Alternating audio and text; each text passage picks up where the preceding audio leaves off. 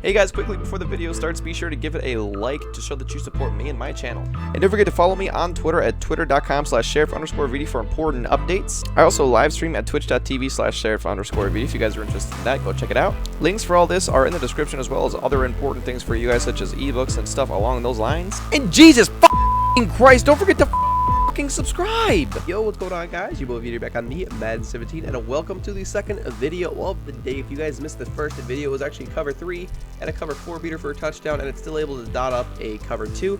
Quick snippet of that right here. Holy diver, you've been down too long in the midnight sea. Oh, what's becoming of me? Ride the tiger. Like I said, this is the second upload of the day. So this play is, like I said at the end of that other video, if you guys didn't see it, I showed you the snippet. You guys can already see the play is great. Check it out. That you guys are going to see that it's going to help conceal that play a little bit better and make it even more deadly. So with that being said, today the play we're going to be looking at, well, really the second play we're going to be looking at, is the play called Deep Attack. Now it's the same sort of thing where you motion over that tight end, and it's going to do, like I said, for like the 5th time, it's going to conceal that other play, but it's still going to be a good play in itself. So I picked Deep Attack, and I'm going to pick random play because that's what I do. It's going to work against everything, so might as well. The way I like to set this play up is, for one, obviously motion over that A or X receiver if you're on PlayStation. Just like that, and then all you want to do is flat route your Y or your triangle receiver by hitting Y or triangle, and then LT or L2, and then you have a flat. And what you're going to have over there then is like a flood concept, and that's really what we want. And then also occasionally I'll either, well, not occasionally, I'll usually either slant my B receiver or drag my B receiver, just to, that way if they pull their user to the left side of the field to cover that flood, then we'll have something over the middle of the field. So in order to slant, you want to hit Y or triangle, B or circle, and then a left on the right stick to have a slant, and to do a drag, Y or triangle, hot route, B or circle, and then down on the right stick for a drag. Well, let's just go ahead and do a slant for the first example. Now, usually what I do is I like to snap the ball, and I'm going to look at my flat route in Y, then I'm going to go ahead and look at A, then I'm going to go ahead and look at B, then I'm going to go ahead and look at RB, and if all else fails, I'm going to throw it up to whoever X is and hope for an aggressive catch, but it normally doesn't come down to that because that's not the type of offense that I run. I'm going to go ahead and snap this ball, and you guys can see that my Y route is indeed open. We get a horrible rack animation, unfortunately, but we're able to still pick up about 5 yards. So same exact setup, like I said, motion over that A receiver, flat route my man, and then this time we'll just go for a drag.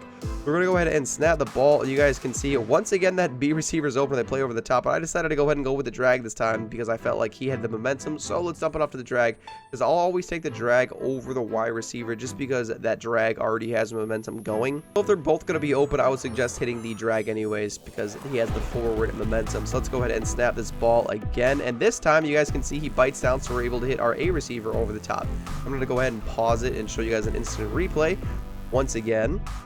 So you guys can see when I snap this ball, this man actually decides to bite down, leaving this man open over the top. So that's who we hit, and we pass lead a little bit to the left to move him away from that zone right there, and then we're able just to get a possession catch, and he's going to do a nice job of holding onto it. I also do want to point out that setting it up the same way, that this is a slant concept on the other side because you have a flat and a B route, and also this flat route is very, very good because it's a curl. It's kind of like a curl where it sits underneath the zones too, which is kind of cool. And I'm actually going to take a second here. When I snap the ball, I'm just going to sit there, and I want you guys to watch that RB receiver. So when I snap this ball, you're going to see that he actually nests and curls up right there. You guys can see he acted like he was going to cut, but he just cut backwards, which is kind of cool. I don't know. I like how the route is. But a lot of the times I'll just snap it and I'll hit him right out of the backfield because the way that this angle works, I don't really know how to explain it, but the way that he comes out of the backfield, it does a good job against cloud flats. We're just going to go ahead and run the setup the way that we did originally. Snap the ball, man coverage, so we're just going to go ahead and hit that A receiver because that crossing route should always get open against man coverage.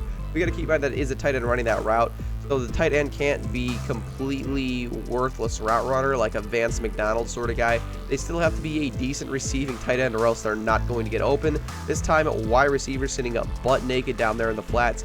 So this is a great way of concealing that cover 3 play that we showed you guys earlier.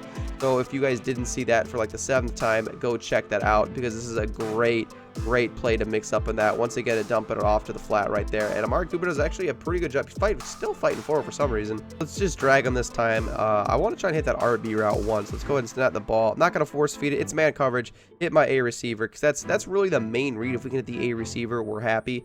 We're just going to go ahead and run this play one more time. Like I was trying to say, that A receiver is the primary read. If you're able to hit that read, you're going to be happy. The only other read that might get open a little bit more is the drag if they're absolutely not covering the flats at all. Let's go ahead and snap this ball in man coverage. Boom, we're going to go ahead and hit our A receiver as soon as he breaks. Sean Lee's a good coverage linebacker, but he's still not able to stick to him like glue. I think that's Cliff Walford, I believe he is, and he's the decent tight end. That was a tight read, so I feel like I should make one that's a little bit more open. So I'm going to go ahead and snap this ball, and we got the flat route wide open. Took a little bit longer to throw because I was hoping to get my A receiver open, but what are you going to do about it? So hopefully you guys enjoyed this video. If you guys did, definitely give it a like, comment, subscribe. Follow me on Twitter. It's going to be down in the description below. Smash the like button for my second upload today. And as always, peace.